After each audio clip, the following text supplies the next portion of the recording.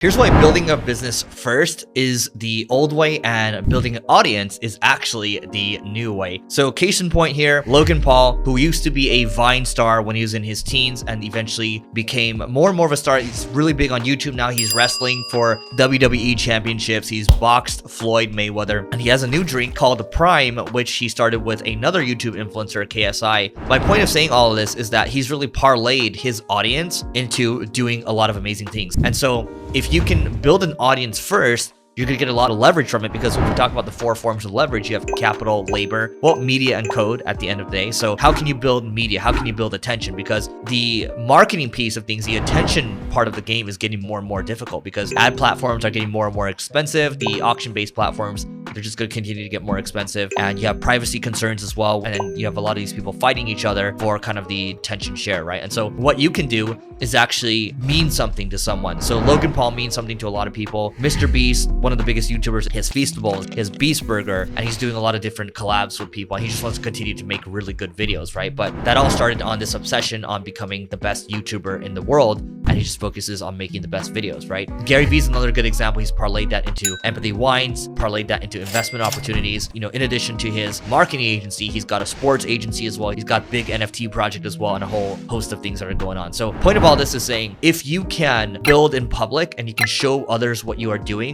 people are going to rally around you and people are going to like you for who you are. You know, that's part of the reason why I do this. One is I like learning, and I also like teaching as well. And I also know that I'm going to continue to build an audience, and that's going to give me leverage for the future. And so my example is with the Marketing School podcast, or this YouTube channel, or the other podcasts that I do, or the events that I do, that's all tied around learning, teaching, and then building a community around it, right? And so you might think, hey, I have nothing interesting to talk about out the gate. And what you can do instead is document your journey. And so in the beginning, when you suck, then you can say, hey, like, you know, this is what's happening today. This is what I'm learning along the way. These are my lessons. And then obviously you want to optimize for YouTube or podcast or whatever platform you're learning on, because nobody can ever copy that journey. Nobody else is going through those experiences that you're going through. But, you know, whatever you're going through, there might be a different lesson for someone else as they watch you. And, you know, in some cases, I mean, that doesn't mean that in the future, I might not make more entertaining videos. By the way, drop in the comments if you want me to do this. I might go to different businesses and say, okay, tell me about your business. Okay, here's the 5 things that you need to be doing this week. You know, I'm going to check back with you in like a month or 2 to see what actually worked and what didn't, right? And then, you know, we make like a short, 10 to 15 minute video or so. We just, make sure that it cuts really quickly. And then you can see whether there's an impact in these businesses at all. And by default, the whole, who's actually good at marketing? Who actually knows what they're talking about? If I can continue to show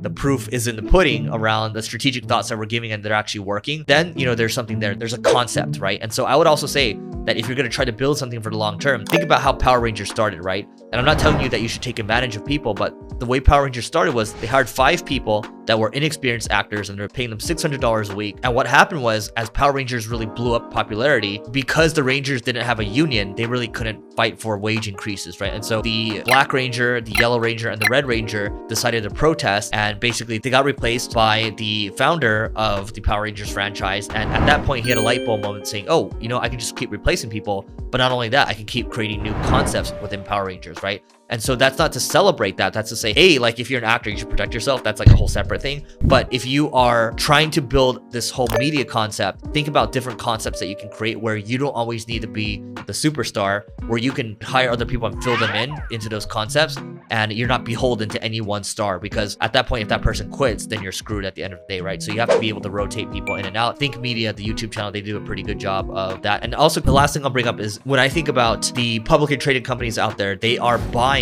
other media assets. So HubSpot bought The Hustle, which is an email newsletter. They're also a podcast as well. Business Insider, they bought Morning Brew. And so all that to say is that this media thing is serious, because attention is gold, and our attention is becoming worse and worse every single day with more and more short form content, right? So that's why you have to consider building the audience first before the business, or maybe build them in tandem. And we all suck in the very beginning. We all started from zero. Don't say so-and-so had more followers. Doesn't mean anything, right? We all started from nothing. At the end of the day, we have to focus on what we can control, and that's what it is. By the way, if you want to build an audience on YouTube, I have the next video over here on how you can grow your YouTube channel to 100K subs or more. You can see that video over there, and we'll catch you in that one.